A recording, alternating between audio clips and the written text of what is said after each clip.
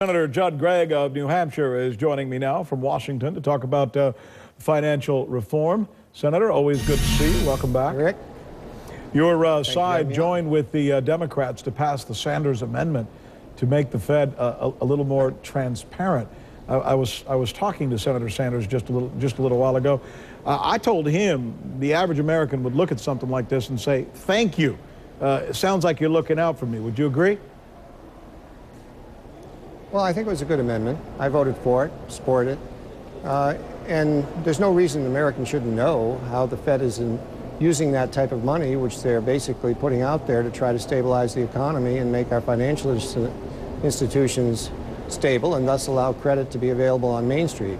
I think the Fed's been extremely responsible and done a good job, and I'm happy to have that information out there. I think it'll be good information to get out. But when he made his point that at one point he was talking to Bernanke, the Fed chair, and he asked him, well, where did that money go and who got the loans and for how much? And Bernanke said to him, "I'm not going to give you those answers." And that's when he decided, you know what, he needs to give us those answers. Is he right?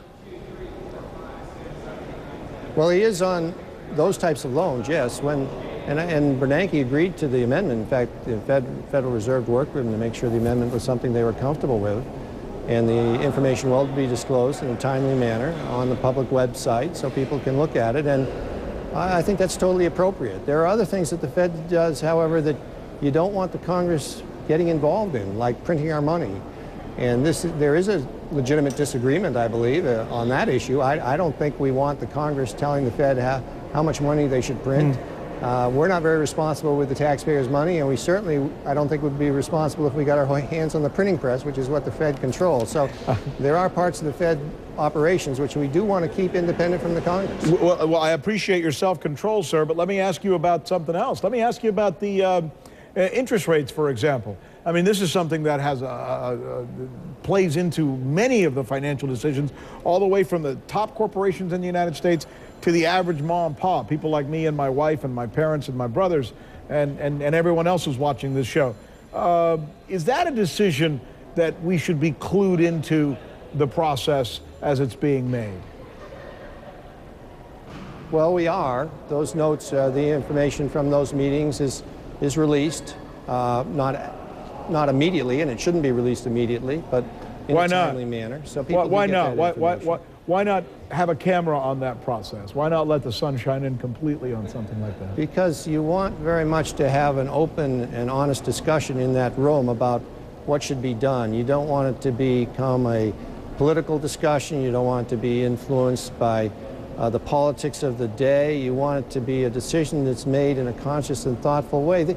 Remember, what the interest rates are set at determines the value of the American dollar.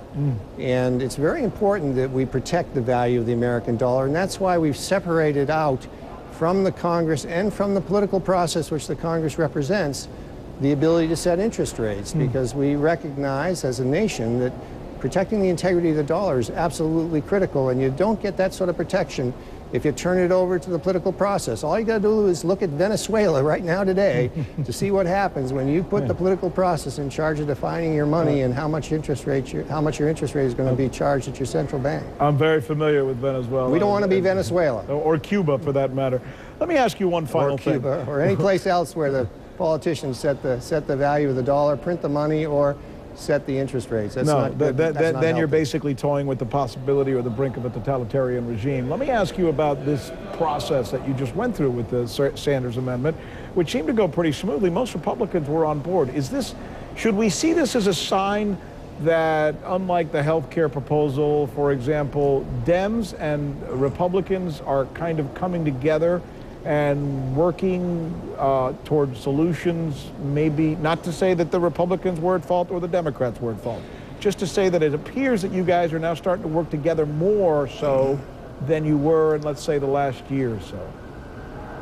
Safe? Well, the financial reform issue is not a partisan issue. This is really a question of getting it right type of issue.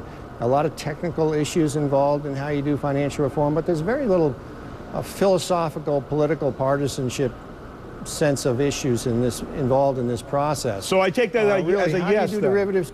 I take that as a yes. Yes, that yeah, you guys... absolutely it's a yes. That we should do this in a bipartisan way. And the first amendment up was bipartisan on how you handle too big to fail. It was a good amendment worked out by Senator Shelby and Senator Dodd. I hope there'll be additional ones, such as the Senator Sanders approach. Senator Judd Gregg, always good talking to you, sir. Appreciate you taking the time to be on Rick's List. My pleasure.